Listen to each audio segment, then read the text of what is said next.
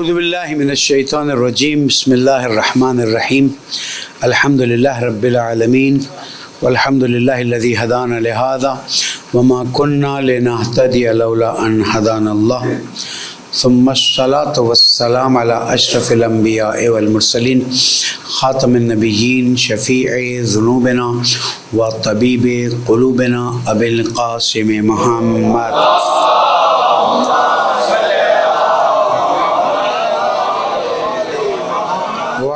اہل بیتہ الطیبین الطاہرین المعصومین المظلومین الذین اذہب اللہ عنہم الرجس وطہرہم تطہیرا۔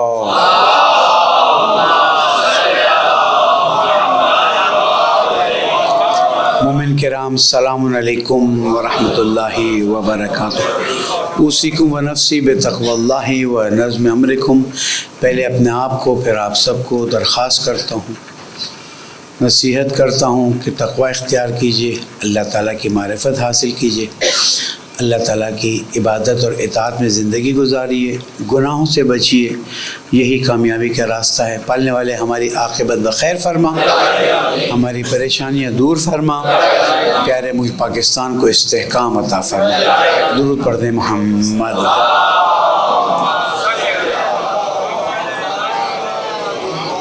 گرامی، 27 رجب روز بعثت رسول اکرم محمد مصطفیٰ صلی اللہ علیہ وآلہ وسلم، اور پھر 28 رجب ظاہر ہے کہ سفر سید الشہداء ہے، تو دونوں پر مختصر آرائش پیش کروں گا، لیکن 27 رجب کیونکہ بنیاد ہے اسلام کے آگے بڑھنے کی، ایک نقطہ ہمیشہ کے لیے اپنے ذہن میں واضح کر لیں کہ اسلام آخری مذہب نہیں ہے۔ اسلام وہ مذہب ہے جو اللہ سبحانہ و تعالیٰ نے ابتدا سے انسانوں کے لیے آمادہ کیا تھا یا انسانوں کے لیے رکھا تھا، اور آخر تک وہی اسلام ہے۔ قرآن مجید میں بھی اللہ تعالیٰ نے فرما دیا ان الدین عند اللہ الاسلام، زندگی گزارنے کا راستہ اللہ تعالیٰ کے نزدیک صرف اسلام ہے۔ یا کہیں اور فرما دیا وَمَن يَبْتَغِ غَيْرَ الْإِسْلَامِ دِينًا فَلَن يُقْبَلَ مِنْهُ، کوئی اگر اسلام کے علاوہ کوئی زندگی گزارنے کا راستہ اپنائے گا تو اللہ سبحانہ وتعالیٰ اسے قبول نہیں کرے گا۔ تو یہ صرف حضور اکرم کے بعد کی بات نہیں ہے، یہ ابتدائے کائنات سے ہے اور انتہائی کائنات تک ہے، اور جس کے پہلے پیغام رسان حضرت آدم علیہ السلام تھے اور آخری پیغمبر حضرت محمد مصطفیٰ صلی اللہ علیہ وآلہ وسلم۔ اب یہ نصرانی کیا ہو گئے، یہودی کیا ہو گئے، مجوسی کیا ہو گئے، فلاں کیا ہو گئے، یہ سب دین کی اصل شکل سے ہٹ گئے، یہ سب اسلام تھے۔ جب یہ دین کی اصل شکل سے ہٹ گئے تو انہوں نے اپنے لیے نام رکھ لیے، اور وہ یہودی مذہب ہو گیا، وہ مسیحی مذہب ہو گیا، وہ نصرانی مذہب ہو گیا، اور اس طرح سے وہ اسلام کی اصل تعلیمات سے دور ہو گئے۔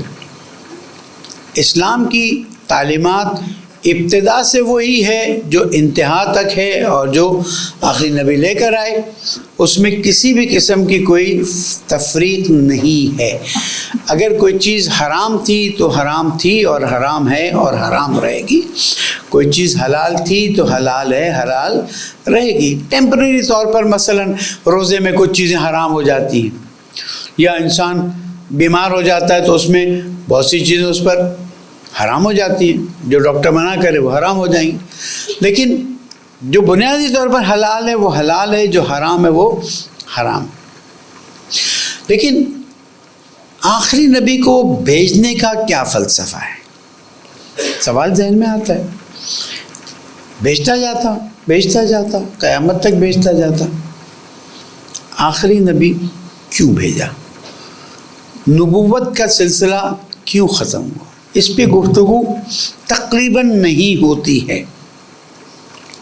سوال بھی مشکل ہے، اور ہم بھی جو آپ کو جواب دیں گے تو ظاہر ہے کہ ہم اپنے قرآن و حدیث کی روشنی میں، تعلیمات معصومین علیہ السلام کی روشنی میں عرض کریں گے کہ اللہ سبحانہ و تعالیٰ نے ابتدائے انسانیت سے دین کو بھیجنا شروع کیا، لیکن اس طرح سے بھیجا کہ جتنی اس کی عقل قبول کر سکتی تھی اتنا دین اسے بتایا گیا. جب حضرت آدم علیہ السلام آئے اس وقت انسانی عقل، دیکھیں انسانی عقل بنیادی طور پر تمام مواد، جیسے بچہ پیدا ہوتا ہے اس کے اندر تمام چیزیں ہوتی ہیں، لیکن ان چیزوں کو رشد کرنا پڑتا ہے. تربیت ہوتی ہے، بولنا سیکھ جاتا ہے، سننا سمجھنا سیکھ جاتا ہے، زبانیں سیکھ جاتا ہے. تو جب انسانیت زمین پر آئی اس کے اندر بھی کامل انسان تھا. کوئی چیز ایسی نہیں تھی کہ جو پہلے نہیں تھی بعد میں اس کے اندر ڈالی گئی یا ٹھونسی گئی. دین کا یہ کانسیپٹ سنبھال کے رکھیے گا، اور یہ کانسیپٹ آپ کو صرف مکتب اہل بیت میں ملے گا، باقی ڈھونڈتے جائیے، پوچھتے جائیے، نہیں سمجھ آئے گی. یہ تو معصومین علیہ السلام نے اتنا ہمیں گائیڈ کیا ہے کہ ہم وہاں سے چیزیں لیتے ہیں، اور اپنی طرف سے کوئی چیز ہم بیان نہیں کرتے. ہو سکتا ہے تحلیل کر لیں لیکن بیان نہیں کرتے. تو انسان جب دنیا میں آیا، وہ ہمارے محترم میں وہ بعض مرتبہ مجلس میں کہہ جاتے ہیں کہ انسان جب پیدا ہوا تو بے حیا پیدا ہوا. نہیں، انسان فطری طور پر حیا مند پیدا ہوا. انہوں نے کہا انسان جب پیدا ہوا تو جاہل پیدا ہوا. نہیں، انسان علم حاصل کرنے کی صلاحیت لے کر پیدا ہوا، اس کو جاہل نہیں کہہ سکتے ہیں. ٹھیک ہے. اور اسی طرح کی بعض مرتبہ چیزیں ہیں، ایسا ہوتا ہے کہ مطالعات میں کچھ کمی رہ جاتی ہے تو پھر ہم بھی کر دیتے ہوں گے بلنڈر، تو کوئی ایسی بات تو نہیں ہے، لیکن اگر اصلاح ہو جائے تو بہت اچھا ہے. کہ انسان بنیادی طور پر لقد خلقنا الانسان فی احسن تقویم، ہر چیز کا اندازہ، بلڈ میں سیلز کتنے ہونے چاہیے وہ بھی پرفیکٹ، کتنی رگیں ہونی چاہیے وہ بھی پرفیکٹ، کیا چیز کہاں ہونی چاہیے. لقد خلقنا، قرآن مجید ہے نا کہ ہم نے انسان کو احسن تقویم میں پیدا کیا، یعنی اس کی ہر چیز کی میجرمنٹ جو ہے وہ ہم نے پرفیکٹ بنائی. یہ نہیں ہے کہ پہلے بنایا پھر بلڈ پریشر اوپر نیچے کر دیا، پھر شوگر اوپر نیچے کر دی، پھر مثلا ٹیمپریچر پہلے مثلا 1000 ڈگری پہ وہ بخار میں ہوتا تھا، اب 9900.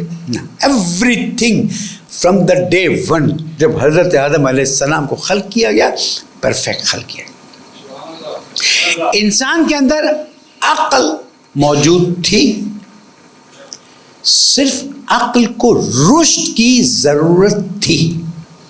آہستہ آہستہ انسان دنیا میں تجربے کرتا رہا. مثال بچے کی مثال، آپ بچے کو جیسے محسوس کر رہے ہیں نا ویسے انسانیت کو محسوس کر لیں کہ جب انسانیت آئی تو ایک بچے کی طرح تھی. فطرت کا نظام ایسا تھا نا، ایک دم سے اسے پڑھا لکھا سوچا سمجھا نہیں بھیجا گیا. جب تم زمین پہ جاؤ گے یہاں ہاتھ لگاؤ گے کرنٹ لگ جائے گا، سیکھو گے، وہاں ہاتھ لگاؤ گے پتھر ہوگا، every thing experiment experiment experiment. انسانی عقل نے رشد کرنا شروع کیا، اور اس پوری کائنات میں اگر کسی چیز نے رشد کیا ہے تو وہ ایک ہی چیز ہے جسے انسانی عقل کہا جاتا ہے. اس کو ذہن میں رکھ لیجیے.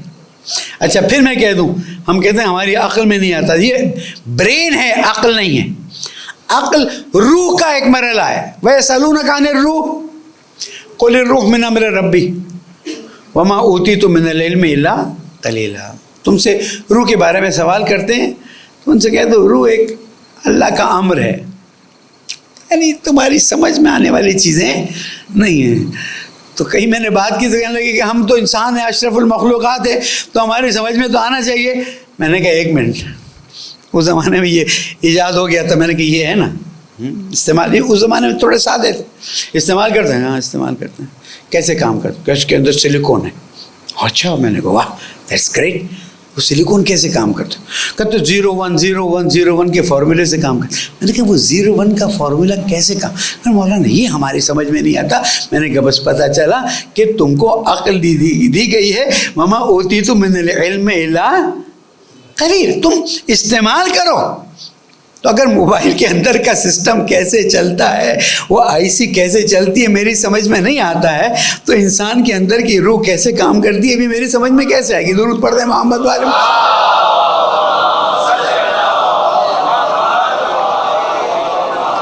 تو اب انسانی عقل نے سفر شروع کیا کمال کی طرف. جیسے بچہ بڑا ہو رہا ہے ویسے انسانیت بھی بڑی ہو رہی ہے. عقل رشد کر رہی ہے. اب اسے اچھے برے کی تمیز ہونے لگی ہے. قتل بھی کر جاتا ہے، نیکی بھی کر جاتا ہے. اب اللہ تعالیٰ نے پیغام رسان بھیجنا شروع کر دیے تاکہ انسانی عقل رشد کرتی جائے، چیز سمجھتے جائے. جب انسانی عقل اس مرحلے پر پہنچی کہ اب یہ بچہ بالغ اور عاقل ہو گیا ہے، اب اسے سوچنے سمجھنے کی طاقت مل گئی ہے، اب اسے صرف گائیڈنس چاہیے، پورا سکھانے کی ضرورت نہیں ہے. تو اللہ نے خاتم الانبیاء والمرسلین حضرت محمد مصطفیٰ صلی اللہ علیہ وآلہ وسلم کو بھیجا. عصائے موسیٰ کا معجزہ چھوڑ دیا، ید بیضا کا معجزہ چھوڑ دیا، مردے کو زندہ کرنے کا حضرت عیسیٰ کا معجزہ چھوڑ دیا، نابینا پیدائش ہونے والے کے معجزے کو چھوڑ دیا. کہ اب عقل انسانی اتنی رشد کر گئی ہے کہ اس کو ان معجزوں کی ضرورت نہیں ہے. صرف سمجھانے کے لیے کہہ رہا ہوں، معجزے ہیں، لیکن اس طرح کی چیزیں یہ خود بھی کرنے لگے گا. معجزہ نہیں ہوگا، پھر غلط فہمی نہ ہو جائے، لیکن اس طرح کی چیز وہ کرنے لگے گا. آج موبائل ہیں، لیپ ٹاپس ہیں، چیزیں تو اگر آج سے 100 سال پہلے لے جائیں بولیں گے یہ کیا جادو کی چیز لے کر آ گئے ہو، ہے نا. معجزہ جادو غلط فہمی میں مت رہے گا، لیکن سمجھانے کے لیے. اب جب انسانی عقل کمال کے اس مرحلے پر پہنچی تو اللہ سبحانہ وتعالیٰ نے نبوت کا سلسلہ ختم کر دیا کہ اب انسانی عقل رشد کر گئی ہے، آگے اسے صرف رہنمائی چاہیے، انگلی پکڑ کے چلانے کی ضرورت نہیں ہے. جیسے ایک اسٹوڈنٹ اب پی ایچ ڈی میں پہنچ جاتا ہے تو اس کو ریگولر کلاسز کی ضرورت نہیں ہوتی ہے، وہ اپنی ریسرچ کرتا رہتا ہے، ریسرچ گائیڈ ہوتا ہے، گائیڈنس لیتا جاتا ہے، اپنی پی ایچ ڈی پوری کرتا ہے. اب اللہ تعالیٰ نے انسانیت کی ہدایت کے لیے چھوڑ نہیں دیا.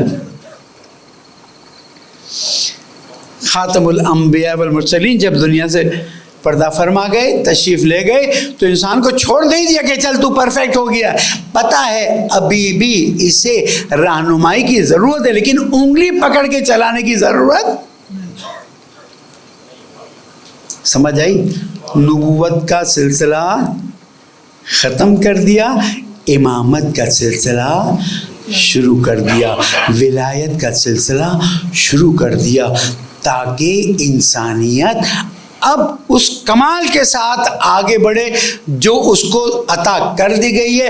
اور اسی لیے اب ید بیضا معجزہ نہیں رہا ہے، اب مردے کو زندہ کرنے کا معجزہ نہیں رہا ہے، اب قرآن دے دیا ہے، وہ کامل معجزہ ہے جو قیامت تک باقی رہے گا.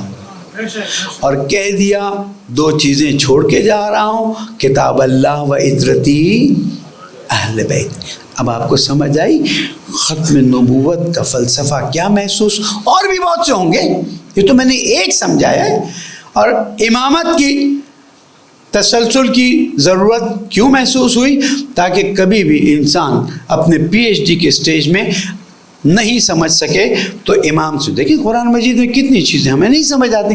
امام علیہ السلام تشریف فرما ہے، کتنی مشکلات آتی ہیں امام علیہ السلام. تو بعثت کا مقصد ہی یہ تھا کہ اب انسانیت کو بتا دیں کہ تو پرفیکشن کے ایک لیول پر، عقل فہم کے ایک لیول پر پہنچ گیا ہے، اس لیول سے آگے تجھے صرف رہنمائی کے لیے امام کی ضرورت ہے، اور یہ شریعت بھی پرفیکٹ کر دی، الیوم اکملت لکم، سمجھ آئی؟ یہ کیوں کہا؟ اس لیے کہ تیری عقل وہاں ایک حد تک کمال پہ پہنچ گئی، اب تجھے شریعت بھی پرفیکٹ میں دے رہا ہوں، اس کے آگے پرفیکشن کی ضرورت نہیں ہے، نعمتیں بھی تجھ پر پوری کر دی، جیسے کہ امامت و ولایت کی نعمت تجھے دے دی۔ اب قیامت تک عقل کمال تک جاتی جائے گی، انسان اللہ کو مزید بہتر انداز میں پہچانتا جائے گا، اور ایک وقت آئے گا کہ جب انسان عقل کے اس مرحلے پر پہنچے گا کہ جب اسے محسوس ہوگا کہ مجھے اب ڈائریکٹ رابطہ چاہیے اپنے ہادی سے، امام کا ظہور فرما دیا جائے گا۔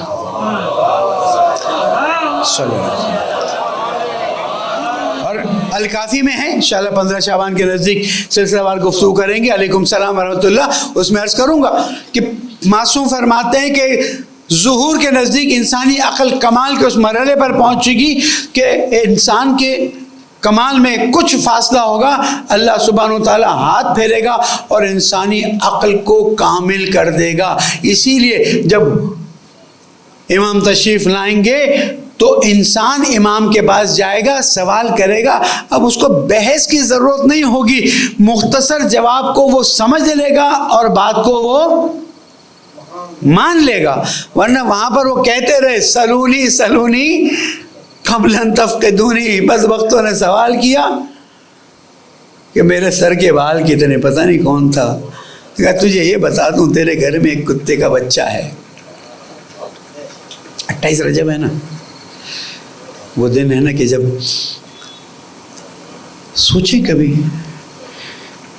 رسول کا نواسا، رسول کی نسل نہیں ہے،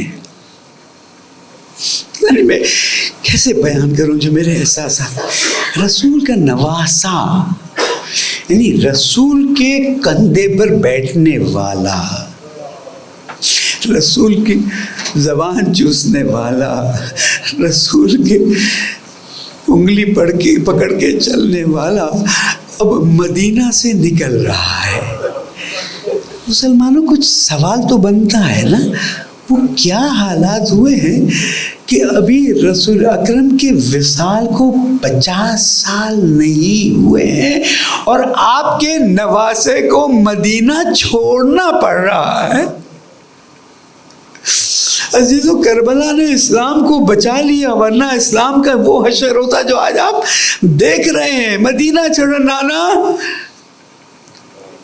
نواسا جا رہا ہے، وعدہ کیا تھا نا دین پر وقت آئے گا تو جاؤں گا، میں اب نکل رہا ہوں، اس لیے کہ اب اسلام پر وقت آ گیا ہے۔ اب یہاں پر جب سیدانیوں کو بھی ساتھ لے کر جا رہے تھے، کسی نے سوال کیا کہ آقا حسین یہ آپ سیدانیوں کو کیوں لے جا رہے ہیں؟ فرمایا شاء اللہ ان یرانا قتیلا و شاء اللہ ان یراہن سبایا۔ مصلحت الہی یہ ہے کہ ہم شہادت حاصل کریں اور رسول کی نواسیاں اسیر بن جائیں۔ مسلمانوں 50 سال میں عہد رسالت ادا کیا، شام غریب آئی، جناب زینب دوڑی ہے، بیٹا سجاد وقت کے امام اتنا بتا دو، پردہ چھن گیا ہے، اب ہم خیمے میں جل کے مر جائیں یا بے پردہ باہر آ جائیں۔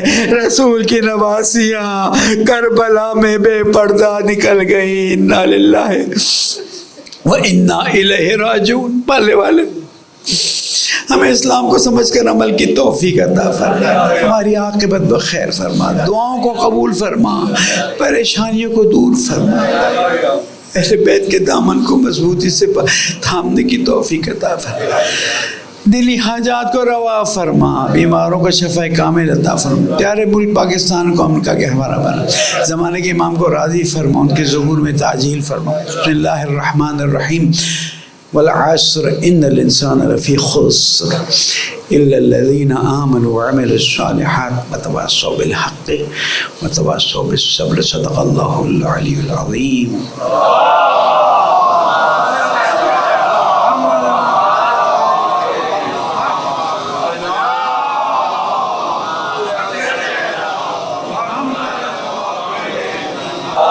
مومنین تقوی اختیار کیجئے کہ یہی کامیابی کا راستہ ہے. اللہ تعالیٰ کی اطاعت کیجئے، اللہ تعالیٰ کی عبادت کیجئے، اللہ تعالیٰ سے نزدیک ہوئیے. زندگی اور آخرت کا سرمایہ یہی ہے. پالنے والے ہم سب کی عاقبت بخیر فرمائے. درود پڑھنے محمد. پھر کہوں گا اللہ تعالیٰ کا شکر ہے کہ اس نے ہمیں پاکستان عطا کیا اور ہم یہاں پر اپنی مذہبی رسومات آزادی سے عطا کر سکتے ہیں. پچھلے جمعے رہ گیا تھا، ایک مسجد ڈیمولش کی گئی. اس جمعے جب آیا ہوں تو پھر آپ کے لیے خبر لا رہا ہوں کہ ہندوستان میں ایک اور مسجد کو بھی ڈیمولش کر دیا گیا اور یہ سلسلہ چل رہا ہے. وہاں کے مسلمان بہت پریشان ہیں اور آپ لوگ ان کے لیے دعا کیجیے. ہے تو مسلمان بھائی کہ اللہ تعالیٰ جلد از جلد اس یزیدی پرائم منسٹر سے ہندوستانیوں کی جان چھڑائے اور ہندوستان کو بھی امن کا گہوارہ بنائے. کشمیریوں کو آزادی عطا فرمائے. درود پڑھنے پر سے محمد.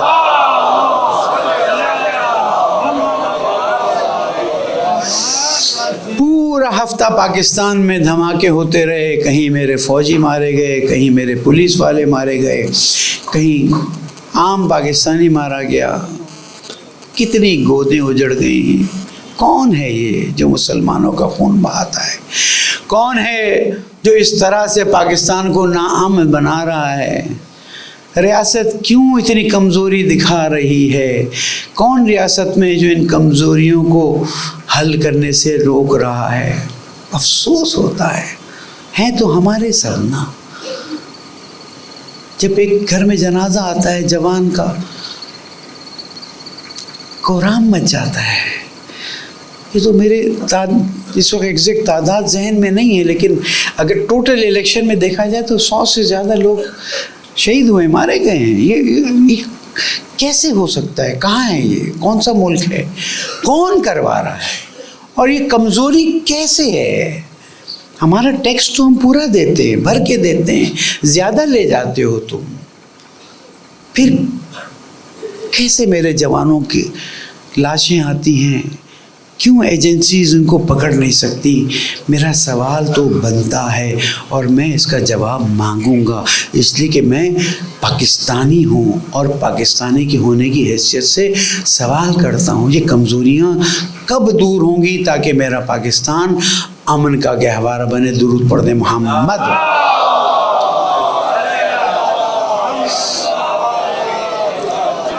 الیکشن ہو گئے، جو ہوا ہے آپ کے سامنے ہے. اب کیا ہوتا ہے کیا نہیں ہوتا ہے، آپ لوگ مجھ سے بہت زیادہ اس میں ایکسپیرینس نے اور میرے لیے اس میں کچھ بولنے کی گنجائش نہیں ہے. لیکن ایک چیز جس کی طرف آپ کی نظر نہیں ہے، حقیر نے تھوڑا سا نظر رکھا ہوا ہے، مطالعہ کیا ہوا ہے، کہ جنہوں نے پچھلی اسمبلی کے ذریعے پاکستان کو ٹکڑے ٹکڑے، گروہ تفرقے میں ڈالنے کا سوچا تھا اور اتحاد بین المسلمین کے خوبصورت گلدستے کو جسے قائد ملت جعفریہ نے قربانیوں کے ذریعے قائم کیا تھا، اسے توڑنے، خراب کرنے اور ٹکڑے ٹکڑے کرنے کی کوشش کرنے والے تقریباً سب ناکام ہو گئے ہیں. اس پر درود بنتی ہے پورا.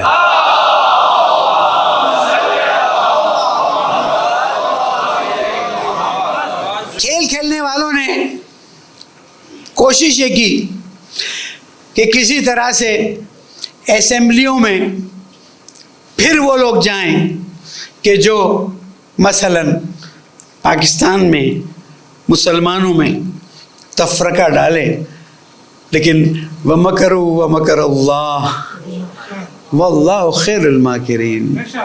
تم اپنی چال چلتے ہو، میرا اللہ اپنا راستہ بناتا ہے.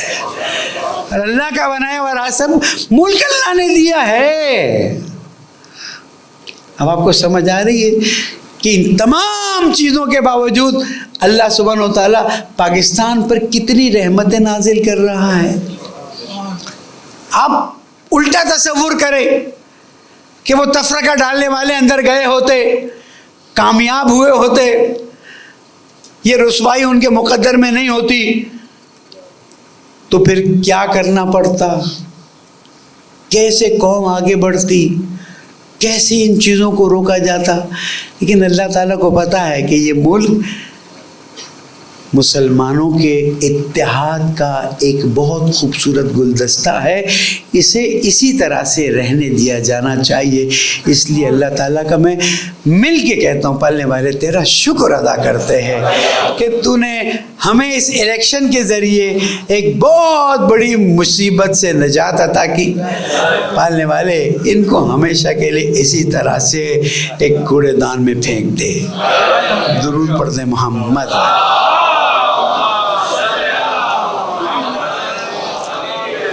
الیکشن کمیشن آف پاکستان کے طریقہ کار سے جہاں اور بہت سے ناراض ہیں, ہم بھی ناراض ہیں. ووٹ ڈالنے ہم بھی گئے, اور جو چیزیں ہم نے وہاں دیکھی ہیں وہ ہمیں اچھی نہیں لگی ہیں. پاکستان 1947 میں نہیں ہے, پاکستان 2024 میں ہے. اتنا پرانا گھٹیا بیکار تھرڈ کلاس سسٹم الیکشن کا میرے پیارے ملک پاکستان کی شان میں نہیں ہے. ان سیاسی مسائل کو چھوڑ دیں, وہ آپ اپنا دیکھیے گا کیا ہوتا ہے کیا نہیں ہوتا. میں اپنے پاکستان کی بات کر رہا ہوں. کیا میرا ملک اتنے بڑے بجٹ کے بعد اتنے گھٹیا سسٹم کے تحت, میں اپنے ایک رشتہ دار کے ساتھ اور فیملی کے ساتھ گیا تھا, تو رشتہ داروں نے بتایا کہ میرا ووٹ وہاں پر ہے, جبکہ رہتے سب ساتھ ہیں. ہمارا ووٹ کہیں اور تھا, اور جب گئے تو وہاں پر بھی بتایا کہ وہ ووٹ وہاں نہیں ہوا, یہاں پر ہے. میں اس کو سازش نہیں کہتا, میں اس کو نااہلی کہتا ہوں. ہمارا دماغ بنا ہوا سازش سازش. او بھائی نااہلی بھی تو ہے. باہر کھڑا رکھ دیا ہمیں پولیس نے, اندر بہت رش ہے. جب اندر پہنچا تو ظاہر موبائل کی اجازت نہیں تھی, سارے کمرے خالی, کوئی کمیونیکیشن ہی نہیں ہے نا. اندر والے بتا نہیں سک رہے بھائی اندر ہے ہی نہیں کوئی, آؤ بھیجو, اور باہر رش لگائے ہوئے. میں ان سیاسی مسائل کو بالکل سائڈ پر رکھ کے کہتا ہوں, election commission of Pakistan has failed by 100%. اس نے الیکشن صحیح طرح سے نہیں کروائے ہیں, اور یہ میرے پاکستان کے لیے زیب نہیں دیتا ہے کہ اتنے پرانے زمانے کے سٹائل سے تم الیکشن کرواؤ. الیکشن 2024 ہو گئے, 2029 بھی آئیں گے, اس کے بعد بھی آئیں گے.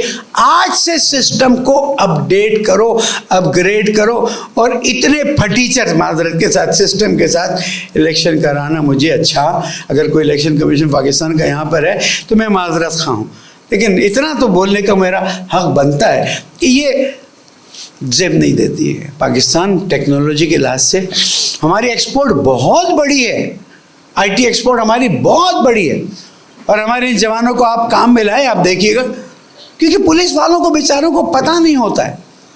جو پریزائڈنگ آفیسر بنے وہ بھی بیچارے کو اتنے ٹرینڈ نہیں ہوتے ہیں.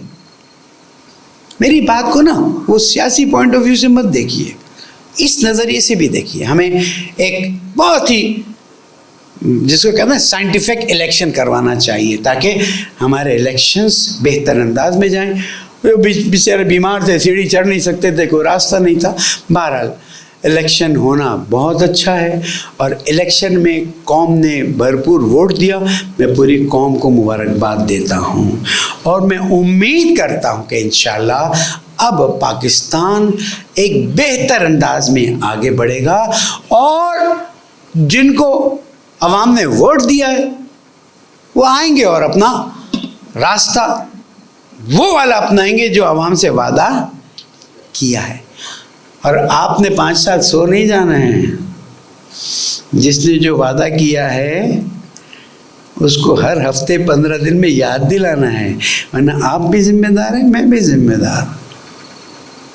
ہوتا یہ ووٹ دے دیا، اس کے بعد وہ اپنے راستے پہ، آپ اپنے راستے پہ، جیسے کہ کہا جاتا ہے لکم دینکم ولی، نہیں، لکم دینکم ہمارا بھی وہی راستہ، ہم تمہاری جان کو آئیں گے، اس لیے کہ ہم نے تمہیں ووٹ دیا ہے، سیلاب میں تم ہمیں چھوڑ نہیں سکتے ہو، ہمارے جو بھی ڈیولپمنٹ کے فنڈز ہیں وہ ہمیں اپنے کراچی والے، واقعی میں آپ کو بتا رہا ہوں، ہم لوگ ان معاملات میں بالکل زیرو ہیں، ہمیں اپنے رائٹ کا پتہ ہی نہیں ہے. ہم نے بعض پنجاب کے علاقوں میں دیکھیں، خدا شاہد ہے، اتنی، یعنی گاؤں جا رہا تھا میں، کیونکہ ظاہر سیکرٹری جنرل جانا پڑتا ہے سب جگہ، فاتح پہ، مجلس پہ، پروگرام، میں گاؤں میں گیا، میں نے اتنی خوبصورت بنی ہوئی روڈ دیکھی. میں نے کہا کسی MP MLA کا گھر ہے یہاں پر؟ نہیں. میں نے کہا پھر یہ اتنی خوبصورت روڈ کیسے بنی؟ کہا یہاں کا ایم پی اے جو ہے نا، اس نے اپنا پورا فنڈ صحیح طرح استعمال کیا، لوگ اس سے بہت خوش ہیں. تو وہ جو اوپر والی چیزیں ان کو چھوڑ کے نیچے والی چیزوں کو دیکھیں نا. میں اپنے علاقے کی بات کرتا ہوں، مرحوم ڈاکٹر حامد لیاقت کو کہہ کے تھک گیا کہ میرے علاقے کے روڈ تو بنوا دو. ہاں ایس ایم ای صاحب ہوتا ہے، اللہ مغفرت کرے، میں خدا نہ خاصا وہ نہیں کرے، لیکن کراچی والے نہ ایم پی ایز نہ ایم این ایز کراچی کی ڈیولپمنٹ پہ توجہ ہی نہیں دیتے. میں اللہ تعالیٰ کو گواہ بنا کر کہتا ہوں کہ اگر کراچی کی ڈیولپمنٹ میں اچھا خرچ کر دیا جائے، یہاں سے وہ ریونیو جنریٹ ہو سکتا ہے جو ہو رہا ہے اس سے 10 گنا زیادہ ہو سکتا ہے، اور پاکستان کو مزید ٹیکس مل سکتے ہیں، اور ہم بھی ان گڑھوں سے. آپ امیجن کیجیے، 2 منٹ لے لیتا ہوں، آپ جمشید روڈ سے آئیے، اور قاعدہ مزار سے پہلے وہ بس کا وہ ٹریک بن گیا ہے نا، اس سے پہلے آپ جب گزرے نا جمشید روڈ پہ بھی گٹر مین سٹریم شاہراہ ہے. میں نے کسی سے کہا یار ایسا کریں، ہماری کمپنی ہے، ہم اس سے کہتے ہیں بنا دیں گے، یعنی مولانا آپ پہ کیس ہو جائے گا. میں نے کہا کیوں؟ کہنے لگے وہاں پر گیس کی لائن ہے، بجلی کی لائن ہے، فون کی لائن ہے، وہ ڈسٹرب ہوگی آپ کو. نہ خود بناتے ہیں نہ ہمیں بناتے ہیں. آواز اٹھائیں اپنے حق، یہ آپ کا حق ہے. آپ کا روڈ تو، یعنی میں ایک پنجاب کے گاؤں میں جاؤں، وہاں پر روڈ اتنا خوبصورت بناؤ جیسے موٹر وے بنا ہے، پانی کا گلاس ہاتھ میں، وہاں پانی نہیں گر رہا ہے، اور یہاں مین کراچی کی شاہراہ جو ہے، امید ہے اس دفعہ چوروں ڈاکوؤں سے ہمیں نجات مل گئی ہوگی، اور ہم اپنا حق لینے کے لیے نکلیں گے، آواز اٹھائیں گے. پالنے والے میرا پیارا ملک پاکستان اسے امن کا گہوارہ بنا، ہمیں اپنے حق کو لینے کی توفیق عطا فرما، پریشانیوں کو دور فرما، عاقبت بخیر فرما، مسلمانوں کی جان مال آبرو کی حفاظت فرما، فلسطینیوں کی مدد فرما. پالنے والے تجھے محمد و آل محمد کا واسطہ ہے، ہماری موت کو اہل بیت کی محبت پر قرار دے، ہمارے مرحومین کی مغفرت فرما، زمانے کے امام کو راضی فرما، ان کے ظہور میں تعجیل فرما. بسم اللہ الرحمن الرحیم. اذا جاء نصر اللہ والفتح ورأيت الناس يدخلون في دين الله أفواجا فسبح بحمد ربك واستغفره إنه كان توابا. صدق الله العلي العظيم.